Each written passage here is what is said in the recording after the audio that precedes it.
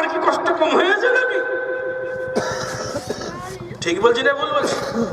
আর আপনার বাড়িতে যদি থাকে, আপনি আসার সঙ্গে সঙ্গে দৌড়ে ঠান্ডা পানিটা নিয়ে এসে এক গ্লাস দেবে, একটু পাখা দিয়ে হাওয়া করবে, জানটা জুড়িয়ে যাবে। কথা বুঝলেন না? এই জন্য আমার আল্লাহ বলছেন, ইয়া আইয়ুহান নাবিয়্যু কুল লিআজওয়াজিকা ওয়া বানাতিকা ওয়া নিসাইল মুমিনিনা ইউদনিনা আলাইহিন্না মিন জালাবিবিহিন্না যালিকা আদনা আন ইউরাফনা ফালা ইউদাইন ওয়া কানা আল্লাহু গফুরুর রহিমা। বিশ্ব নবীকে ডাক দিয়ে বলছেন আমার আল্লাহ, হে নবী, তুমি মুমিনপুর নারীদেরকে বলে দাও, মুমিনাদেরকে বলে দাও, তোমার স্ত্রীগণকে বলে দাও, তোমার বেটিদেরকে বলে দাও, তারা যেন খবরদার বাড়ির বাইর হয় না, তারা যেন বেপরদায় চলে না, তারা যেন তাদের শরীরটাকে আবরণ ডেকে নেয়, পর্দার সঙ্গে রেখে নেয়। তাহলে কি হবে? তাদেরকে দেখে চিনতে পারবে মানুষেরা সম্ভ্রান্ত পরিবারের মানুষ, তাদেরকে দেখে চিনতে পারবে সম্ভ্রান্ত ঘরের নারী। তাদেরকে কেউ উত্তপ্ত করবে না, তাদেরকে কেউ কটু কথা বলবে না, তাদেরকে কেউ লাঞ্ছনা করবে না, তাদেরকে কেউ বঞ্চনা করবে না, তাদেরকে কেউ ধিক্কার করবে না, তাদেরকে টনকাটার কেউ সুযোগ পাবে না। একটা নারী যদি সুন্দর করে বোরকা পরে, একটা নারী যদি সুন্দর করে তার পোশাক পরে, একটা নারী যদি পা থেকে মাথা পর্যন্ত ঢেকে দিয়ে সুন্দর করে রাস্তায় চলে, এমন কোন পুরুষের, এমন কোন মানুষের ক্ষমতা নাই তাকে আপনার টন কেটে কথা বলবে, তাকে আপনার লাঞ্ছনামূলক কথা বলবে। সম্মানিত সুধী, আজকে আপনার মেয়েটা আপটুডেট বলে দাবি করে, আপনার মেয়েটা যখন ভেলভেট গেঞ্জি গায়ে দিয়ে জিন্স প্যান্ট পরে আপনার যখন রাস্তা দিয়ে চলে, তখন পুরুষরা দেখে আর তাদের জিভে লালা ধরে, আর দেখে দেখে বলে একখানা মাল যাচ্ছে। কিন্তু একটা বোরখা পরা মেয়েকে দেখে কি বলবে? তবে দুঃখ লাগে, আজকাল বোরখাও সেই বোরখা হয়েছে। ওই বাংলাদেশের এক গায়ক বলেছিল, বোরখা পরা মেয়ে পাগল করেছে। কথা বুঝলেন না? বোরখাও আজকে উঠেছে বটে। বোরখার আবার এখানে ফিতে আছে, এইরকম করে টেনে এইখানে বাঁধে। কথা বুঝলেন? আচ্ছা, বোরখার আবার ফিতি থাকে গো? বোরখা মানে হলো যে শরীরটাকে ঢিলা ঢিলা করে জড়িয়ে রাখবে, উঁচু নিচু পাহাড় পর্বত বুঝতে পারবে না, তো ও টেনে পাহাড় পর্বত বোঝানোর চেষ্টা করছে। এটা আবার বোরখা? আশ্চর্য কথা। আবার আশ্চর্য লাগে কি জানেন? বোরখাতে আবার আয়না বসানো আছে, দূর থেকে ছাটা মারে। আচ্ছা, এটা কি বোরখা না এটা নোংরা?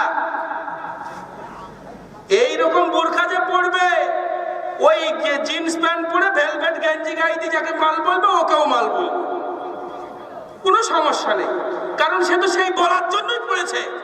আরে বোরখা পরার অর্থ হচ্ছে তাকে এমন সুন্দর করে আবরণের মধ্যে ঢেকে রাখবে, দেখে তাকে কেউ চিনতে পারবে না, ঢিলা ঢালা পোশাক থাকবে, কোন রকম কিছু পাহাড় পর্বত বোঝা যাবে না। আর তুমি তো সব বুঝিয়ে দিচ্ছ।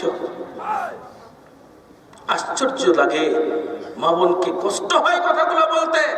আমি একদিন জালসা করতে যাব ফারাক্কাতে, যেমন আগামী কালকেও ফারাক্কাতে যাবো ইনশাল্লাহ। তো যাওয়ার পথে একদিন ট্রেনে আমি আছি, ট্রেনে উঠেছি, ট্রেনে উঠে সিটে বসে আছি, আর একজন আমার পায়ের ওপরে পা দিয়ে, বুট পায়ে দিয়ে চেপে ধরে আছে। তো আমি উপরের দিকে তাকাইনি, নিচ থেকেই শুধু বলছি, হাত দিয়ে বলছি, দাদা একটু পাটা সরান না, দাদা একটু পাটা সরান না। তো পা সরাই না, উপরের দিকে তাকিয়ে দেখছি দাদা নয়, ওটা দিদি। আশ্চর্য কথা, আমি লজ্জায় মাথা নিচু করে নিয়েছি, আর কিছু বলতে পারলাম না। আমি এতক্ষণ দাদা দাদা করছি, কিন্তু দাদা নয়, উপরের দিকে তাকিয়ে দেখছি ও যে কি আছে, ও তো দিদি। বাস্তব কথা বলছি, কোনো এর মধ্যে ডুপ্লিসিটি নেই। কথা বুঝতে পারলেন? তাহলে এইরকম অবস্থা চলছে। মাঝে মধ্যে মনে হয়, আপনারা অনেকে আছেন জ্ঞানীগুণী মানুষ, আপনারা হয়তো বলবেন যে কি ধরনের আলোচনা হচ্ছে। আমার মাঝে মধ্যে মনে হয়, এই মেয়েগুলো এরা যে এই পোশাক পরে যায়, এদের কি হায়া হয় না, এদের কি লজ্জা হয় না, এরা কি ভাবে না যে আমাদের এই চরিত্রটা কিভাবে পুরুষের সামনে আমরা প্রস্ফুটিত করছি। অথচ আল্লাহর রাসূল বলছেন যে সারা পৃথিবীর মধ্যে যত সম্পদ আছে, সবচেয়ে মূল্যবান সম্পদ একটা নেক স্ত্রী কি? আর দুনিয়া কুল্লুহা মাতা, দুনিয়ার সমস্ত সম্পদ হলো একটা আকর্ষণীয় সম্পদ, মূল্যবান সম্পদ, মূল্যবান বস্তু, মূল্যবান ধন, মূল্যবান সম্পদ। পৃথিবীর সব হলো মূল্যবান একটা সম্পদ, কিন্তু ওর থেকে মূল্যবান একটা সম্পদ হলো খায়রুল মাতাই দুনিয়া আল মারাতু সালিহা।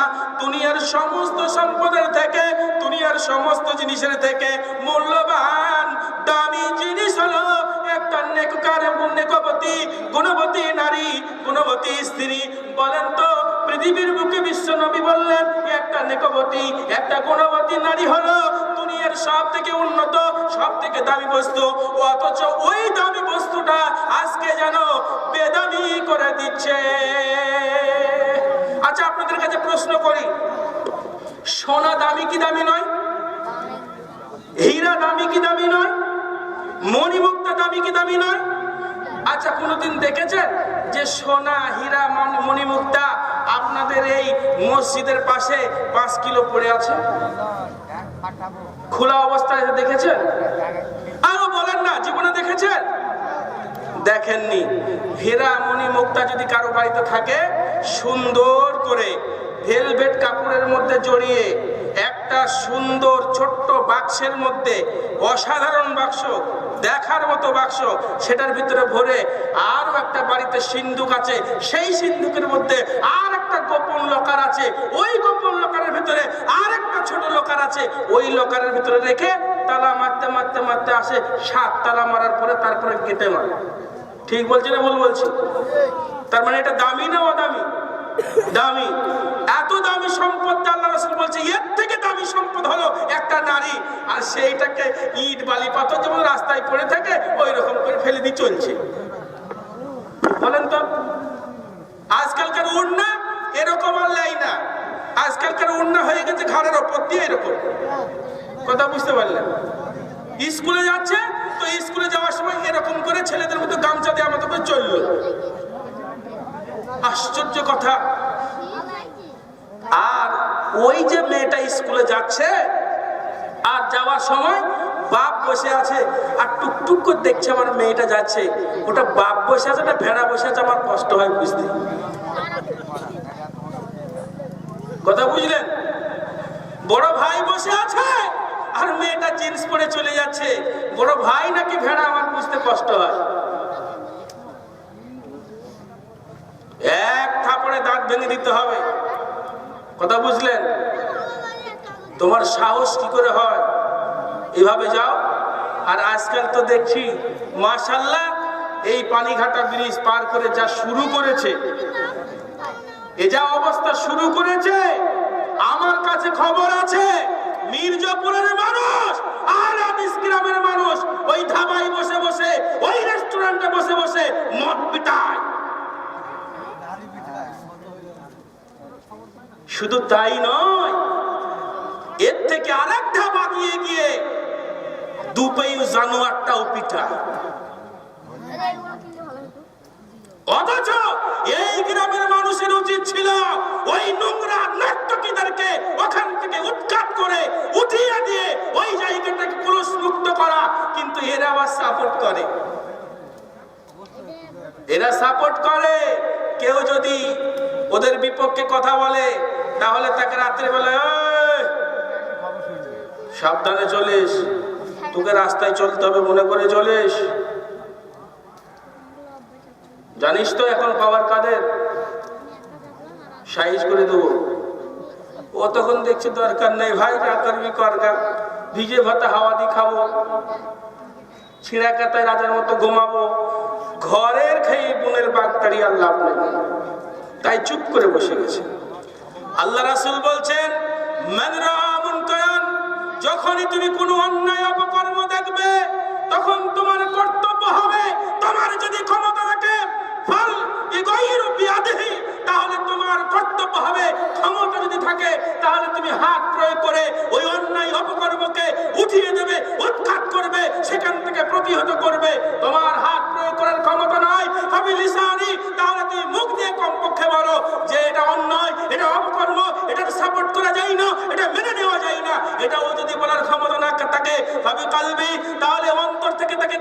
করো, অন্তর থেকে তাকে নোংরা মনে করো, তার কাছ থেকে দূরে থাকো। আর এটা কি ওয়াদাফুল ঈমান, এটা সবথেকে নিম্নমানের ঈমানের পরিচয়, যে ঘৃণা করাটা। আর সবথেকে পাওয়ারফুল ঈমানের পরিচয় হচ্ছে অন্যায়টাকে হাত দিয়ে রুখে দেওয়া। কিন্তু আজকে ভাই দেশের অবস্থা ভালো নেই। আপনি যদি রুখতে যান হাত দিয়ে, তাহলে সমস্যা ঘুরিয়ে আপনারই হবে। অতএব এই দেশের পরিস্থিতিকে চিন্তা করে, এই দেশের ভাবনা চিন্তাকে মাথায় রেখে আপনাকে যে কাজটা করতে হবে সেটা তাওহীদের বীজ দিলে দিলে ভরতে হবে। শিরক বিদআত উৎখাত করার জন্য মানুষের অন্তরে তাওহীদের দাওয়াত দিতে হবে। এক আল্লাহকে চিনাতে হবে, জাহান্নাম চিনাতে হবে, জান্নাত চিনাতে হবে, রাসূলকে চিনাতে হবে, ইসলামকে জিনিস বোঝাতে হবে। এটা যদি আমরা বুঝাতে পারি তাহলে ইনশাআল্লাহ তাআলা হাত প্রয়োগ করার দরকার নেই। মানুষের দিলে যখন তাওহীদ ঢুকে যাবে, মানুষের দিলে যখন আল্লাহর প্রেম ঢুকে যাবে, মানুষের দিলে যখন আল্লাহর মহব্বত ঢুকে যাবে। সাহাবায়ে কেরামরা কি করেছিল? সুবহানাল্লাহ, আল্লাহ রাসূল সাল্লাল্লাহু আলাইহি সাল্লাম একা ইসলামের দাওয়াত দিয়েছিলেন, একা ইসলাম প্রচার করেছিলেন। সেদিনকে আইয়ামে জাহিলিয়াতের জামানায় সব মানুষগুলো অশ্লীল অপকর্মে নিমজ্জিত ছিল, নাট্যনগরে নিমজ্জিত ছিল, জুয়ার মধ্যে মুক্তারা ছিল, নারীবাজিতে মুক্তারা ছিল, মদের মধ্যে মুক্তারা ছিল, জুয়ার মধ্যে মুক্তারা ছিল। সেদিন বিশ্বনবী তাদের বিরুদ্ধে জিহাদ ঘোষণা করেননি, তাদেরকে মারতে যাননি, বরং তাদের ভিতরে তাওহীদের বীজ 13টি বছর ধরে মক্কায় যে দাওয়াত দিয়েছিলেন, সেই দাওয়াতের বীজ দিয়ে দিয়ে আপনার মানুষের দিল থেকে অন্যায় অপকর্মগুলোকে মুছে দিয়েছিলেন। এমন একটা সময় এসেছিল, সেই সময় বিশ্বনবী মুহাম্মদ রাসূলুল্লাহ সাল্লাল্লাহু আলাইহি সাল্লাম যখন এক একটা করে দাওয়াত দিয়েছেন, আর প্রত্যেকটা দাওয়াতে কাজ হয়েছে, আল্লাহর পক্ষ থেকে কোনো বিধান এসেছে, সেই বিধান সঙ্গে সঙ্গে কাজ হয়েছে। তার দৃষ্টান্ত দেখবেন, আল্লাহ রাব্বুল আলামিন প্রথমেই কিন্তু মদ হারাম করে দেননি। মদ আল্লাহ রাসূল ইসলামের দাওয়াত দিয়েছেন, ইসলাম কবুল করেছে সাহাবা কেরামরা, তারপরেও মদের ব্যবসা করেছে, মদ খেয়েছে, মদ বিক্রি করেছে, মদ সরবরাহ করেছে। কিন্তু একটা পর্যায়ে এলো, আল্লাহ রাব্বুল আলামিন আয়াত নাযিল করলেন যে তোমাদের জন্য মদ হারাম হয়ে গেল। আর মদ হারাম হয়ে যাওয়ার ঘটনা যখন সাহাবারা শুনলেন, এই খবর যখন বিশ্বনবীর কাছ থেকে পেয়ে নিলেন, তখন তারা কি করলো? সমস্ত মদের বোতলগুলো, সমস্ত মদের ড্রামগুলো বাড়ির বাইরে ছুঁড়ে ফেলে দিল, ভেঙে দিল। আজও হাদিসে স্বর্ণাক্ষরে লেখা আছে, মনে হচ্ছিল যেন সেদিনকে মদিনার অলিতে গলিতে বৃষ্টি বর্ষণ হলে যেমন গলিতে গলিতে পানিগুলো গৌড়ি গড়ে চলে যায়, তো মদের ড্রামগুলো উপর করে ফেলে দেওয়ার কারণে মানুষের ওই রকম মনে হচ্ছিল যেন বৃষ্টি হয়েছে, পানিগুলো গড়িয়ে চলে যাচ্ছে। সেদিন সাহাবা কেরামরা বলেননি যে আমরা কেন মদ খাবো না, আমরা এতদিন খেয়ে আসছি, আমাদের কিছু মদ তৈরি আছে, এগুলো বিক্রি করে নিই, এগুলো খেয়ে নিই, এরপরে খাবো না। আজকাল অনেক চাচা, আজকাল অনেক ভাই আছে, যদি বিড়ে খাই আর গিয়ে যদি বলি বাবা বিড়েটা খেয়েন না গো, এটা হারাম। আল্লাহ রাসূল বলেছেন কুল্লু মুসকিরিন খামর ওয়া কুল্লু মুসকিরিন হারাম, প্রত্যেকটা নিশা জাতীয় দ্রব্য হচ্ছে মাদক দ্রব্য, আর এটা হারাম। ফাকালিলুহু হারাম ফাকাসিরুহু হারাম, যেটা কম হারাম সেটা বেশিও হারাম, অতএব আপনি খেয়েন না। মুনি সাহেব আর খাবো না, আপনি যখন বলছেন তো এই একটারা কেবল কিনা হয়েছে, দুটো খেয়েছি, এইটা খেয়ে শেষ করতে আর খাবো না। বাস্তব না বাস্তব? আশ্চর্য লাগে। সাহাবারা কথা বলেছিল, পর্দার আয়াত প্রথমে নাযিল হয়নি, বিশ্বনবীর কাছে যখন পর্দার আয়াত চলে আসলো, আল্লাহ রাব্বুল আলামিন বললেন ওয়াকারনা ফি বুয়ুতিকুন্না ওয়ালা তাবাররাজনা তাবাররুজাল জাহিলিয়াতিল উলা, হে নারী সকল তোমরা বাড়ি থেকে বার হও না আইয়ামে জাহিলিয়াত জামানার মহিলাদের মতো। তোমরা যদি বাড়ি থেকে বার হও তাহলে তোমরা তোমাদেরকে পর্দার আবরণে ঢেকে নাও। সেদিনকে আজ হাদিসের স্বর্ণাক্ষরে লেখা আছে, সেদিনকার মহিলারা, যে মহিলাটা রান্না করছিল বাড়ির মধ্যে, বাইরেও নয় বাড়ির মধ্যে রান্না করছিল, তার উপরে চাদর ছিল না, পর্দা ঠিক মতো ছিল না, ওই আয়াত শোনার সঙ্গে সঙ্গে, এই বিধান শোনার সঙ্গে সঙ্গে ওই মেয়েটা রান্না ছেড়ে দিয়ে ঘরের ভিতর থেকে একটা চাদর নিয়ে এসে গায়ে দিয়েছিল। যেই মেয়েটা রাস্তায় দাঁড়িয়েছিল, ওই মেয়েটা রাস্তা থেকে ছুটে বাড়ি গিয়ে সঙ্গে সঙ্গে চাদর নিয়ে নিয়েছিল। যেই মহিলা রাস্তাতে চলছিল, চলতে গিয়ে ঘরের দরজার পাশে ছুপিয়ে বসে গিয়েছিল, যেহেতু কোরআনের বিধান চলে এসেছে, কোরআনের বিধান চলে এসেছে, আল্লাহ রাসূল এই কথা বলেছেন যে পর্দাহীন অবস্থায় আর এক পাও চলা যাবে না। আমার কানে এই কথা আসার পরে আমি একজন মুসলিম নারী, আমি একজন মুসলিম রমণী, এই বিধান আমার কাছে এসেছে, আসার পরে আমি কি করে আমার পাটাকে উঠাই, আল্লাহ রাসূলের খিলাফ করি, আল্লাহর খিলাফ করি, অতএব আমি বেপরদা হয়ে আমার একটা পাও তুলতে পারবো না, লুক করে বসে গেছিলেন। তাদের ঈমানটা কি ছিল আর আমাদের ঈমানটা কি আছে? ওই সাহেব আজকে যখন চলে এসেছে তা আজকে তার কিছু করার নেই, আজকে একটু ঘুরিয়ে দিই। আর আজকের এই জালসা যত দুলা ভাই, আল্লাহ শালি পেল মানে অর্ধেক ঘর বালি বানিয়ে নিল। একবারে মোটর সাইকেলের পিছনে করে তুললো, হ্যাঁ একবারে রেস্টুরেন্টে চ। বউকে জীবনে নিয়ে যায়নি, শালিকে নিয়ে চলে যাচ্ছে। জীবনে বউ বলেছে আমাকে একটু নিয়ে চলো না, অমুক জায়গায় একটু খাওয়ার মন করছে, বাট পাগলি কাজ নেই, খেয়ে দেয়। বউ মানুষ চাই, মেয়ে মানুষ যেতে হয়, খবরদার যাওয়া হবে না। হ্যাঁ রে শালি বলেছে ভাই বকিস না, তোর বোন শুনে ফেলবে, বাড়ি আয় তারপর দেখছি। বলেন এই পরিস্থিতি যদি পরিবেশ হয় তাহলে আপনি কি করে রক্ষা করবেন? আর কষ্ট হয় ওই বাপকে দেখে যে তার একটা জামাইয়ের সঙ্গে আর একটা মেয়েকে উঠিয়ে দেয়। এর মতো বেহায়া কাপুরুষ নির্লজ্জ পিতা আর দ্বিতীয় নাই। আপনি একটা মেয়ে দিয়েছেন না তাকে দুটো মেয়ে দিয়েছেন? যাকে দিয়েছেন জামাইকে বলেন বাবা ওটাকে নিয়ে যা মন তাই করো, গল্প করো, গুজব করো, ঘুরো ফিরো, যা করো করো। আর মেয়েদের খুব বড় সমস্যা, কথা বুঝতে পারলেন? মেয়েরা দ্বিমুখ হয়, কেমন জানেন? একজন মেয়ে দেখেন তো কি বলছে, বলে আমার জামাই যা ভালো গো। বলে কেন, কি ব্যাপার, এত ভালো কি করে হলো? বলে আমার মেয়ে যা বলে আমার জামাই তাই করে, যেখানে নিয়ে যেতে বলে সেখানে যায়, যা কিনে দিতে বলে তাই কিনে দেয়, যা খাবো বলে তাই খাওয়ায়। কিন্তু আমার ছেলেটা খুব বদ। কেন? বলে আমার ওই বৌমা আসার পর আমার কাছ থেকে পর করে নিল গো, ও ডাকুনির বেটে ডাকুনি এসে আমার ঘর থেকে সব পর করে দিয়েছে। বলে কি করে গো, কি করে পর হলো? তো বলে ও আমার কথা একটাও শুনে না, আমার বউ যা বলে তাই শুনে। আচ্ছা বলেন ওই মেয়েটা একটু আগে বলছিল আমার জামাই কত ভালো, আমার মেয়ে যা বলে তাই শোনে, আর এখনই দেখেন তো ওই মেয়েটাই আবার বলছে আমার ছেলে কত খারাপ, আমার বউ যা বলে তাই শোনে। দ্বিমুখ নয়, এরা হচ্ছে এই, এদের জন্য অশান্তি ভাই মিটে না। দেখবেন বাড়িতে যত অশান্তি সব মেয়েদের নিয়ে, সব মেয়ে মানুষকে নিয়ে। এই জন্য এদের কন্ট্রোল করতে হবে, এদেরকে আপনাকে নসিহত করতে হবে। নসিহত দিয়ে আপনার পরিবারকে যদি আপনি আদর্শ বানাতে চান তাহলে ইসলামী ছায়াতলে নিয়ে আসতে হবে। ইসলামী আদর্শ, ইসলামী সংস্কৃতি, ইসলামী শিক্ষা আপনাকে দিতে হবে। আপনি আপনার মেয়েকে কি বানাবেন, ডাক্তার বানাবেন, ইঞ্জিনিয়ার বানাবেন না কি বানাবেন ওটা আপনার ব্যাপার, কিন্তু তার আগে আপনাকে আল্লাহর রাসূল বলেছেন যে শোনো, তোমার যখন সন্তান ভূমিষ্ঠ হবে ওটা মুসলিম হয়ে ভূমিষ্ঠ হবে, ওটাকে তুমি ইহুদি বানিয়ে নিও না, ওটাকে নাসারা বানিয়ে নিও না, ওটাকে কি করো, ইসলামী সংস্কৃতি দাও, তাকে ইসলামী আদর্শ দাও, কোরআনের শিক্ষা দাও, হাদিসের শিক্ষা দাও, ইসলামী আদর্শ দিয়ে তাকে তৈরি করে তারপরে মাস্টার বানাও, ডাক্তার বানাও, ইঞ্জিনিয়ার বানাও, দেখো কোনো সমস্যা হবে না। কিন্তু আমরা ইসলামী সংস্কৃতি, ইসলামী শিক্ষাটা না দিয়ে আমরা ডাক্তার, মাস্টার, ইঞ্জিনিয়ার, হাকিম, উকিল বানাতে যাই, আর আপ টু ডেট শিক্ষিত বলে দাবি করে আমরা আপ টু ডেট শিক্ষা দিতে যাই। আর যত অশান্তি বাড়িতে হয়, বাপকে আজকে বৌমা দেখে না, মেয়ে দেখে না, ছেলে দেখে না, আজকে বাপের সঙ্গে ছেলের সম্পর্ক নাই, আজকে বৌমায়ের সঙ্গে শাশুড়ির সম্পর্ক নেই, আজকে বাড়িতে অশান্তি কলহ, কেউ কাউকে মেনে নেয় না। এটার একমাত্র কারণ ইসলামী সংস্কৃতি একে অপরের মধ্যে না থাকার কারণে। আজকে একটা মেয়ে আর একটা বাড়ির মেয়েকে নিয়ে এসেছে, তো সে তাকে নিজের মেয়ে মনে করতে পারে না, আর একটা মেয়ে একটা মাকে ছেড়ে আর একটা মায়ের কাছে এসেছে, সে তাকে নিজের মা মনে করতে পারে না, যার কারণে যত সমস্যা। যদি ওই মেয়েটা মনে করতো যে আমি একটা মার কাছ থেকে ছেড়ে চলে এসেছি আর একজনের মায়ের কাছে এসেছি, এটা আমার মায়ের মতো।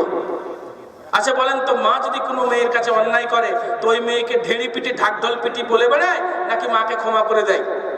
মা তো বৌমা যদি শাশুড়িকে মায়ের মতো মনে করতো তাহলে শাশুড়ির একটা ত্রুটি, একটা ভুল সে নিশ্চয়ই ক্ষমা করতো আর ঢাক পিটিয়ে বলা বলি করতো না। আবার একটা মা তার মেয়ে যদি কোনো অপরাধ করে, অপরাধের চরম শিখরে পৌঁছে যায়, তারপরেও ওই মেয়ের কথাটা বাইরে কোনো লোককে বলে না, ঢেকে নেয়, গোপন করে নেয়। কেন? ও ওটা আমার মেয়ে। যদি বৌমার কোনো একটা অপরাধ ওই মেয়ের মতো শাশুড়ি গোপন করে নিত, তাহলে বাড়িতে আজকে অশান্তি কলহ থাকতো না। সম্মানিত শুধু তাহলে আজকে আমাদের ইসলামী সংস্কৃতি না থাকার কারণে একে অপরকে আমরা আন্ডারস্ট্যান্ডিং করতে পারছি না, আমাদের সমস্যা হয়ে যাচ্ছে। সম্মানিত শুধু আজকে মা বোনদের এই সমস্ত ওয়াজ ভালো লাগবে না, কারণ এসব কি কথা বলছে রে, আজকে সব আমাদের উপর দিয়ে চলে যাচ্ছে, অতএব আজকে থাকা যাবে না, চ পালিয়ে চ। আমি বুঝতে পারছি সব পালাতে শুরু করেছে, না হলে আমি জানতাম আমার কাছে রিপোর্ট যায়, খবর যায়, সব আমার বক্তব্য শোনার জন্য বসে থাকে, কিন্তু আজকে পালাচ্ছি। বলে আজকে থাকিস নে, আজকে সব যত রাগ কোথায় থেকে রাগ নিয়ে এসেছে ঠিক নাই, আজকে আমাদের প্রতি চালাচ্ছি, পালিয়েছ। কথা বুঝতে পারলেন? সম্মানিত সুধী মা বোনেরা, আপনাকে বলছি শুনুন, আপনাকে পরিবর্তন হতে হবে। আল্লাহ রাসূল সাল্লাল্লাহু আলাইহি ওয়াসাল্লাম বলেন, আন-নিসাউ কাসিয়াতুন আরিয়াতুন মুমিলাতুন মাইলাতুন রুসুহুন্না কাসনিমাতুল বুখতিল মাইলা লা ইয়াদখুলুল জান্নাহ ওয়া লা ইয়াজিদুনা রিহা। আল্লাহ রাসূল বলেন, এক শ্রেণীর মহিলা, ওই মহিলাগুলোকে আমি চোখে দেখি নাই, আমি এখনো দেখি নাই, কিন্তু ওই মহিলাগুলো আসবে, ওই মহিলাগুলোর আবির্ভাব হবে। ওই মহিলাগুলো কেমন হবে? তারা পোশাক পরে থাকবে, অথচ তারা উলঙ্গ থাকবে। আচ্ছা, পোশাক পরে আবার উলঙ্গ হয়? পোশাক পরে আবার উলঙ্গ হয় গো? আল্লাহ রাসূল বলছে পোশাক পরে থাকবে অথচ উলঙ্গ থাকবে। ওরা কি করবে? নিজেরা সাজুগুজু করে, পরিস্থিতি তৈরি করে পরপুরুষের দিকে নিজেদেরকে আকৃষ্ট করবে, আকৃষ্ট হবে, আর পুরুষদেরকে তাদের দিকেও আকৃষ্ট করবে। মানে ডাক দেবে মানে কি? কথা বলে ডাকবে। তাদের আচার আচরণ, তাদের ভঙ্গিমা দেখে তারা পুরুষদেরকে ডাক দেবে। তাদের মাথার চুলটা উঠের হেলানো কুজের নাই, তারা বাঁধবে। আজকে দেখবেন অনেক নারী আছে মাথার চুলগুলোকে উপরের দিকে বেঁধে দিয়ে চুল দেখাতে চলবে।